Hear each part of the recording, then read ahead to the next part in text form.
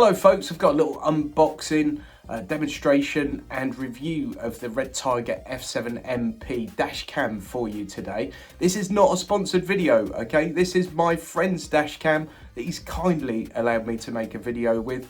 There is an affiliate link in the video description. There's one for RedTiger themselves, and if you use the code 𝘲𝙉�10, you'll get 10% discount. Or there's an Amazon link if you prefer to use Amazon. This is completely unbiased, unsponsored video. Go check it out.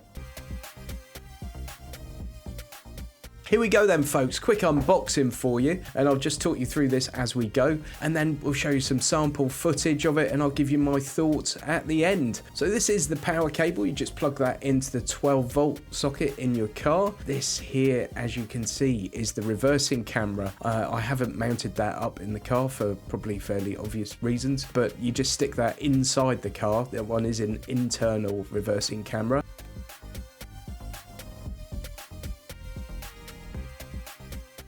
You've got the little suction cup there.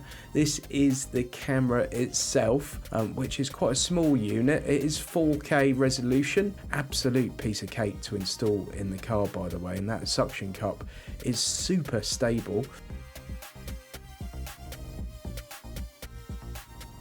Here you've got optional cables for if you want to hardwire it into the car. So as you can see, there's a couple of little jumpers there to put into certain fuse sockets in your car, and you can tuck that all away very nicely underneath the trim, and they even give you a little pry tool for the internal trim in your car, which was a nice touch.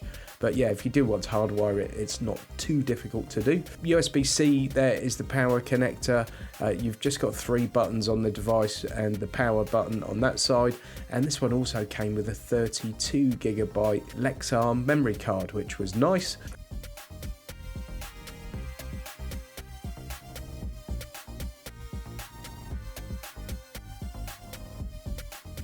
As you can see, piece of cake to attach. That's it, done.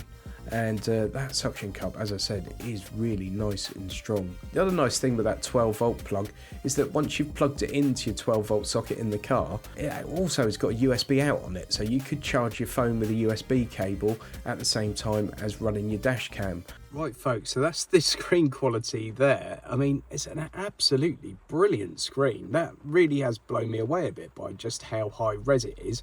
And you can see I'm sitting in the corner of that screen. I'm looking through the reversing camera. I'm in a press car at the moment, so I'm not going to hardwire all this in. But you get an idea of the reversing camera quality. And obviously I'll pop this up on the screen, the actual footage from this, when I put the video together and edit it. Let's take it out for a little spin and see what kind of quality we get from the camera.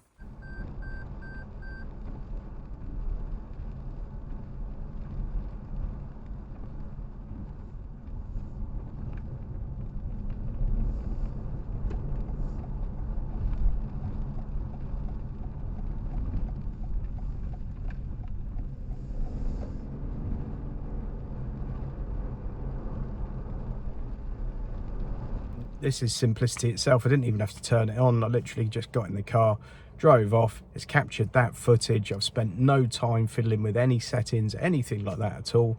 And I think the screen quality is brilliant. And I'm sure you'll agree, for the size of that device, which is, you know, only this little thing, I think the quality of the image is brilliant.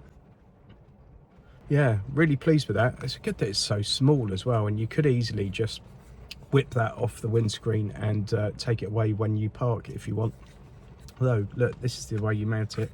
Attach it to the screen like that, do that, and the suction cup holds it dead still. So what do you think, folks? I think it's brilliant value for money. I think it's around about 100 quid. And it's a great bit of kit. It's really small, nice and easy to attach and detach, and it's really sort of firmly planted when you do attach it. And I think that audio and video quality is as good as anything I've seen in a dash cam, to be fair. So yeah, if you'd like to get one, use those links in the video description and help the channel out. Thanks for watching. See you next time.